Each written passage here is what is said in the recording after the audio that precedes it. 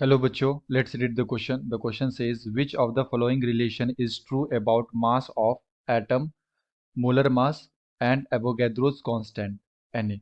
तो हमें बताना है बच्चों कि इसमें ट्रू रिलेशन क्या होगा मास of atom, molar mass and Avogadro constant के बीच में। ठीक है, सो सबसे पहले देखते हैं बच्चों की concept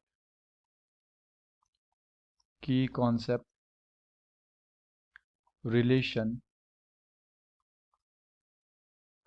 between mass of atom m, molar mass capital M and Avogadro's number n। ठीक है, तो यहाँ पे ये स्मॉल m क्या है, मास ऑफ एटम, कैपिटल M है बच्चों मोलर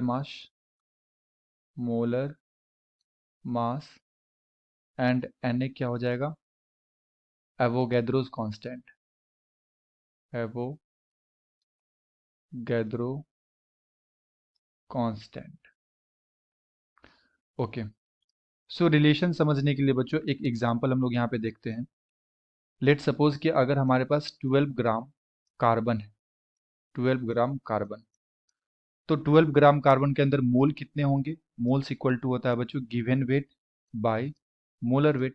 गिवन वेट हम लोगों ने कितना माना है 12 ग्राम, एंड मोलर वेट जो कार्बन का होता है, कार्बन का जो मोलर वेट होता है बच्चों ये होता है 12 ग्राम पर मोल।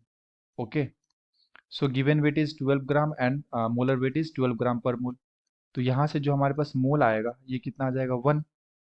सो हम लोग इसे क्या बोल सकते हैं, मास ऑफ 1 मोल कार्बन, एक मोल कार्बन का मास कितना है यहाँ पे 12 ग्राम। ठीक है, क्योंकि जब हम लोगों ने 12 ग्राम कार्बन एज्यूम किया तो 12 ग्राम कार्बन में मोल कितने आए हमारे पास 1। तो हम लोग बोल सकते हैं कि mass of 1 mole carbon is equal to 12 gram. एक मोल कार्बन का जो मास होगा ये कितना होगा 12 ग्राम होगा। सो एक मोल में कितने लाइक एटम्स होते हैं बच्चों, Na एटम्स होते हैं, है ना। 1 मोल के अंदर Na एटम्स प्रेजेंट होते हैं। सो हम लोग यहाँ पे बोल सकते हैं mass of Na atoms is equal to 12 gram. तो मास ऑफ 1 एटम क्या आ जाएगा हमारे पास, मास ऑफ 1 एटम क्या आ जाएगा, ये आ जाएगा 12 बाई Na ग्राम। ओके, यानी कि जब भी हमें एक एटम का मास निकालना होता है तो हम लोग क्या करते हैं, 12 बाई Na किए यहाँ पे, तो 12 क्या है, 12 है molar mass of carbon divided by Na is Avogadro number. ठीक है, तो हमें इस रिलेशन को ही यूज करना है। हमसे पूछा जा रहा था बच्चों कि इसमें रिलेशन क्या होगा मास ऑफ एटम में, मोलर मास में एंड एवोगैड्रोस कांस्टेंट में।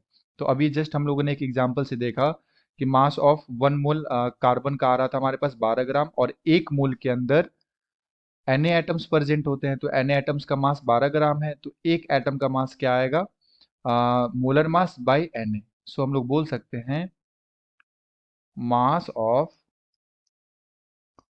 1 एटम जो है ये किसके इक्वल आ रहा है, molar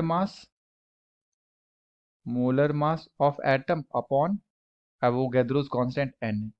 and mass of atom क्या चीज से रिप्रेजेंट है, small m is equal to molar mass is capital M divided by Na।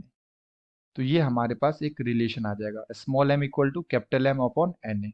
तो अगर हम लोग यहाँ पे ऑप्शंस को चेक करें तो ऑप्शन डी में दे रखा है m equal to capital M upon Na। So the correct answer is option D. Hope you have understood it well. Best of luck, thank you.